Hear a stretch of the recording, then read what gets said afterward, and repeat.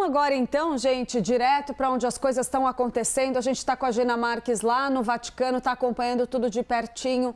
Todos os preparativos aí, né, Gina, para agora o início do conclave. Ainda tem muitos trâmites pela frente, a gente vai esperar um pouco até conseguir descobrir quem vai ser o novo Papa. É um processo bastante complexo que a gente vai detalhar para vocês aqui, mas fala um pouco para a gente da movimentação. Já tem gente chegando, a gente vê tudo cheio aí atrás de você, muita gente querendo saber quais vão ser os próximos passos por aí. Bem-vinda, bom dia para você, Gina.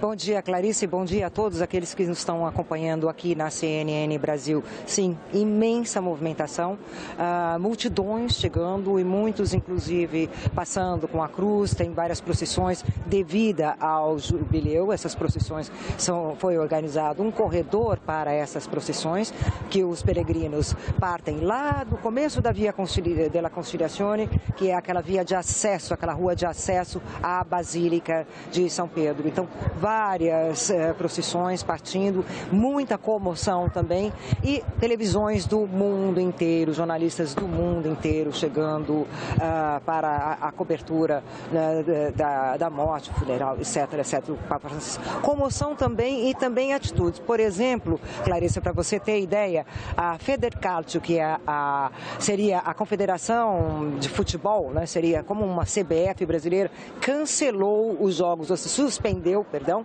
os jogos desta noite aqui na Itália, para dizer assim, como uma homenagem tocante também do ponto de vista do Papa Francisco nesse sentido, né? A gente sabe que o Papa Francisco adorava futebol, ele era torcedor do São Lourenço, ele adorava isso tudo. Ele fez grandes coisas, inclusive com um projeto de futebol na Argentina que se chama Escolas Corrientes, que é a integração dos jovens e das crianças através do esporte também. Agora, o Papa Francisco, ele deixa um legado é um Papa reformador. Ele passa para a história e ele foi eleito em 13 de março de 2013 para reformar a Igreja Católica.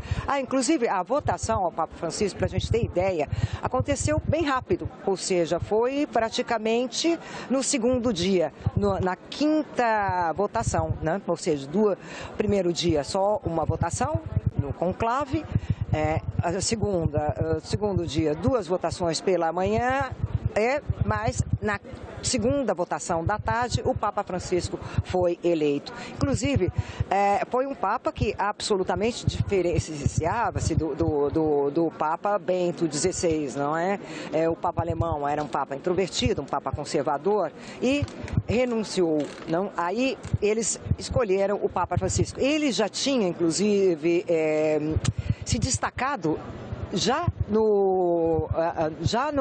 quando foi eleito o Papa Bento XVI. Ele já tinha se destacado um pouco antes, porque houve um sínodo, ou seja, sínodo é uma reunião de eclesiásticos, etc., para debater os rumos da igreja. Houve um sínodo que ele fez um discurso considerado brilhante entre os cardeais, mas eles optaram por, na época, em 2005, depois da morte do Papa João Paulo II, eles optaram pelo Papa Bento de 16, que mantinha aquela linha conservadora dele.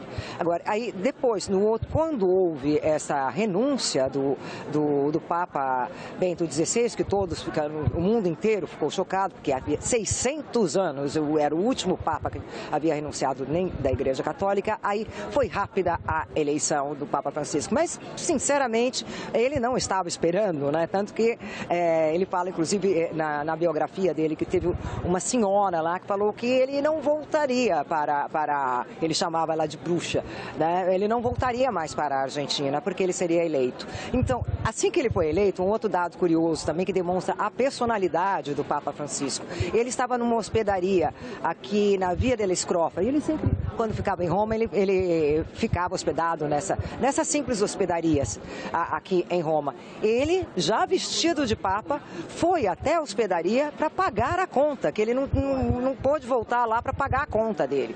Quer dizer, todos ficaram, né, surpresos. Ele ia pessoalmente no senhor lá que vendia os óculos dele, assim, uma série de coisas. Ele telefonava para as pessoas, ele recebia uma carta, ele pegava e telefonava para essa pessoa, né? Tanto que foi o Papa que, fora dos voos papais, né, as tradicionais entrevistas, os voos papais, este Papa Francisco foi o Papa que mais deu entrevistas.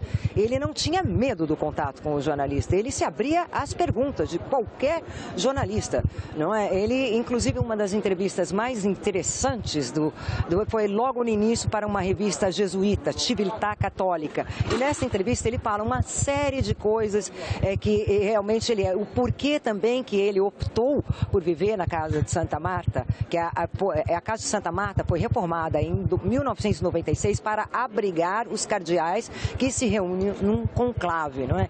E ele optou por viver lá porque para ela não se sentir sozinho, não é? Agora, também outra questão, assim que ele foi eleito, no dia seguinte ele deu uma entrevista coletiva. Vamos lembrar daquela imagem aqui na varanda central da Basílica de São Pedro? Ele estava ao lado do cardeal brasileiro Dom Cláudio Umes, franciscano. Agora, Papa Francisco era jesuíta, não? E escolheu pela primeira vez na história também o nome de Francisco. Aí ele explicou para todos os jornalistas presentes, inclusive eu também estava acompanhando essa entrevista coletiva do Papa aqui em 2013, assim que ele foi eleito. Ele estava explicando por que ele escolheu o nome de Francisco, porque o Dom Cláudio Umes, assim que ele foi eleito, deu 2 tapinhas assim nos ombros do Papa Francisco e falou assim: nunca se esqueça dos pobres. E por este motivo ele escolheu o nome de Francisco. Clarissa. Obrigada, Gina. Deixa eu passar a palavra aqui para o Pedro Duran. A gente vai fazer uma rodada aqui para você contar um pouco mais dos bastidores por aí. Gina. Duran. Obrigado, Clarissa. Gina, não sei se você ainda está me ouvindo. Pedro Duran aqui. Só queria aproveitar um pouco da tua experiência, Gina. Positivo. Boa, porque... Bom, você já acompanha e cobre o Vaticano há décadas, há muitos anos. Você já viu passarem por aí vários papas e tem contato com os cardeais diretamente. Com aqueles que a gente conversa, uma leitura de que esse momento a Igreja Católica deve adotar uma etapa de transição ou escolher um Papa com um perfil um pouco mais discreto do que o Papa Francisco, que dê continuidade, mas não faça outras grandes transformações na Igreja. E há uma grita para que esse Papa seja italiano, inclusive, porque nós já não temos um Papa italiano há um bom tempo. Então, você tem o próprio Piero Parolin, que é o secretário de Estado, você tem o Pier Battista Piazzaballa, que é um sujeito que também se destacou bastante nos últimos tempos, o Matteo Zuppi. Como é que tem sido esse sentimento do Colégio de Cardeais, do Vaticano, da Igreja como um todo? Qual que é a tendência que você, conversando com essas suas fontes, imagina que a gente possa esperar daqui para frente do próximo Papa? Bem, a tendência vai ser um pontificado de continuidade, provavelmente, mas não reformador, porque o Papa Francisco já pegou, como você bem lembrou, vários aspectos dessa reforma dele, vamos colocar assim, em 3 pilares. A reforma da Cúria, que é o governo central da Igreja Católica, e que ele não deixou pedra sobre pedra. Ele, inclusive, ele permitiu que laicos e até mulheres exercessem cargos de comando dentro dos dicastérios, que são os ministérios da Santa Sé. Não, e ele fez uma série de reformas. A outra reforma também foi em relação aos escândalos de abusos sexuais. Agora eles são punidos mesmo, não é? O terceiro campo da reforma dele foi a reforma financeira. Por quê? Porque o IOR, que é o Instituto de Obras Religiosas, que é o banco aqui do Vaticano, estava também envolvido em uma série de escândalos. Tinha se transformado praticamente um banco de lavagem de dinheiro antes. Então, ele reformou também, fechou mais de 5 mil contas para que o banco não se transformasse em um paraíso fiscal. Então, o outro Papa que virá, ele dificilmente ele fará essas reformas. Ele vai dar continuidade, sim, ao sínodo, que o próprio Papa, enquanto ele estava no hospital, ele já tinha comunicado... ele já tinha comunicado que ele quer dar continuidade no sínodo. Então, até 2028 vai haver um sínodo aqui na igreja, eles vão se unir, o sínodo trabalha assim para discutir os caminhos que a Igreja Católica tem que atuar no mundo, então vai dar continuidade sim a esse sínodo, provavelmente, assim como aconteceu no Concílio Vaticano II, que nos anos 60 modernizou a Igreja Católica em uma série de aspectos. O Concílio Vaticano II foi convocado pelo Papa João XXIII, acho que foi em 1962, e o João XXIII morreu. E aí o Papa seguinte, o sucessor, foi o Papa Paulo VI, que deu a continuidade no Concílio Vaticano II, com tantos opositores aqui dentro, né? Porque a Igreja Católica também, ela vamos colocar assim, não é a mesma ótica política entre direita e esquerda, existe uma série de meandros. A política dentro do Vaticano é uma política sofisticada, assim, e não passa por essa ótica. Também a Igreja Católica não é Nações Unidas, ou seja, eles não se reúnem por blocos geográficos para votar o próximo Papa, e sim com ideias, com intenções, votam em prol de um caminho que a Igreja Católica tem que seguir. Clarissa. Deixa eu passar aqui para o Diego Pavão agora. Gina. Gina, queria continuar aproveitando a sua experiência, sua grande experiência cobrindo Vaticano. Nos próximos dias a gente deve assistir a um funeral de um Papa que deve ter um formato inédito, já que o Papa Francisco determinou algumas simplificações em relação a esse rito. Da sua experiência, em relação ao que você já cobriu, ao que exatamente a gente deve assistir nos próximos dias? Como a gente pode entender esse funeral do Papa que vai acontecer aí nos próximos dias ou próximas semanas? Bom dia.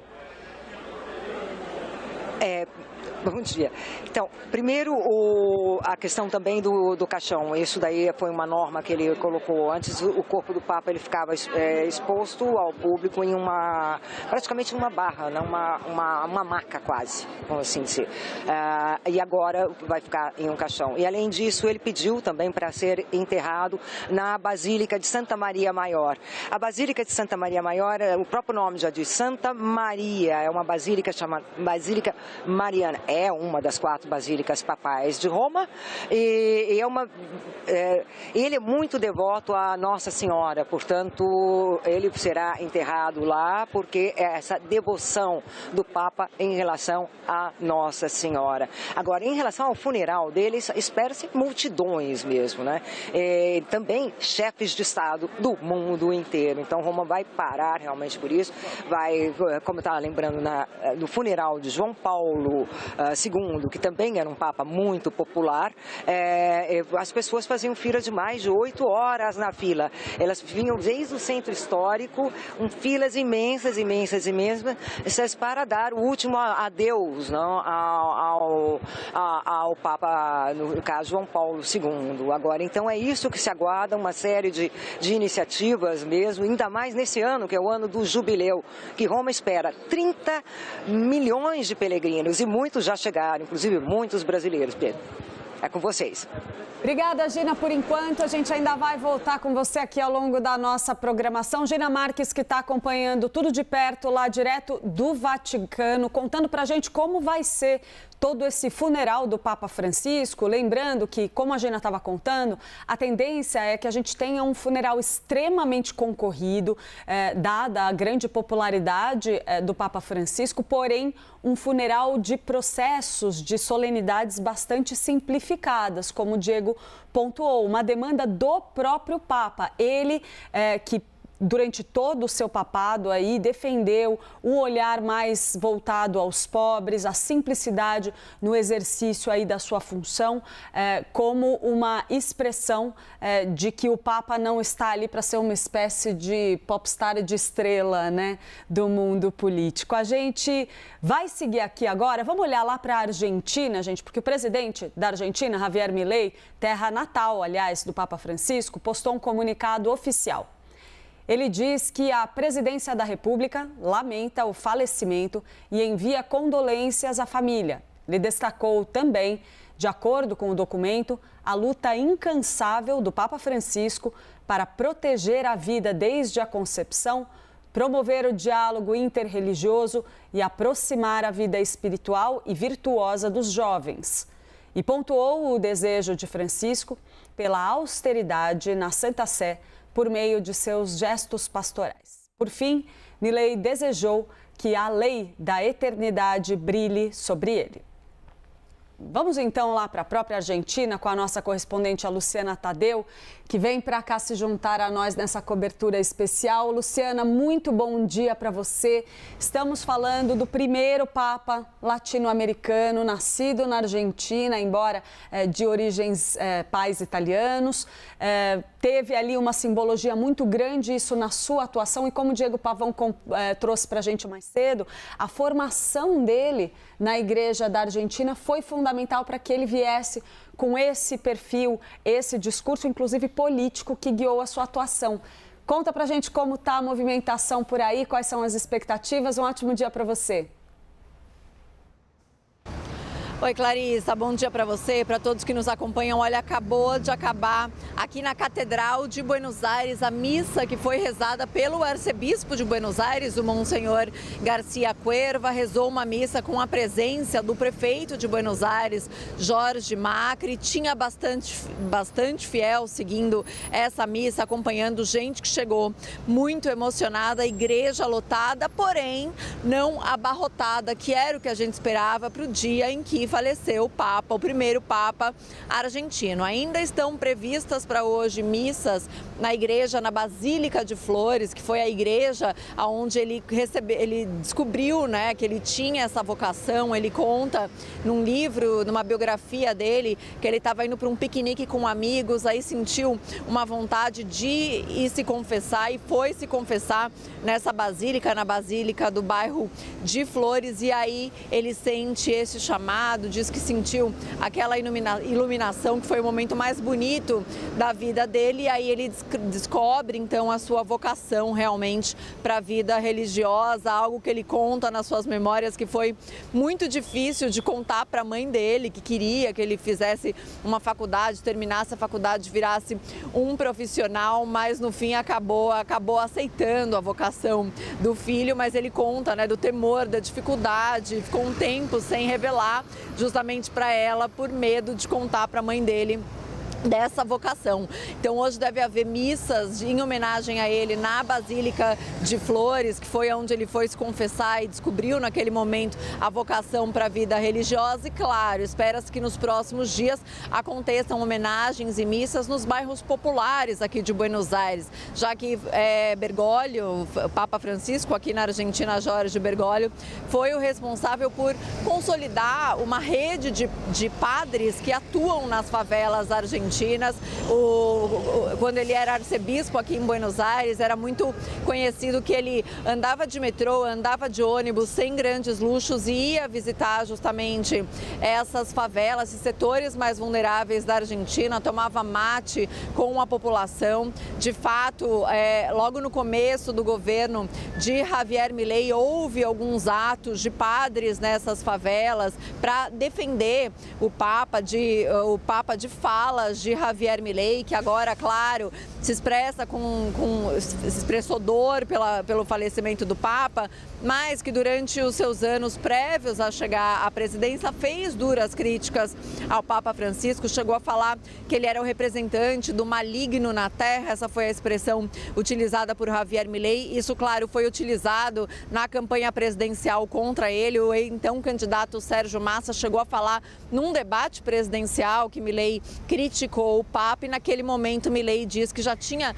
pedido desculpas para o Papa e, de fato, quando chega à presidência, acaba indo ao Vaticano e se reúne com o Papa, e aparentemente foi uma reunião bastante cordial. E agora, então, a presidência argentina decreta um luto de 7 dias pelo falecimento do Papa, e além do comunicado oficial da presidência, Javier Milei também faz uma postagem, ele mesmo, em suas redes sociais, dizendo que soube da morte do Papa com profunda dor, que o Papa faleceu hoje, se encontra descansando em paz, e diz que, apesar das diferenças que hoje são menores, segundo Javier Milei, ter podido conhecer o Papa na sua bondade e sabedoria foi uma verdadeira honra para ele, diz Javier Milei. Também fala, como presidente, como argentino e fundamentalmente pessoalmente, como um homem de fé, me despeço do Santo Padre e acompanho todos os que hoje nos encontramos com essa triste notícia.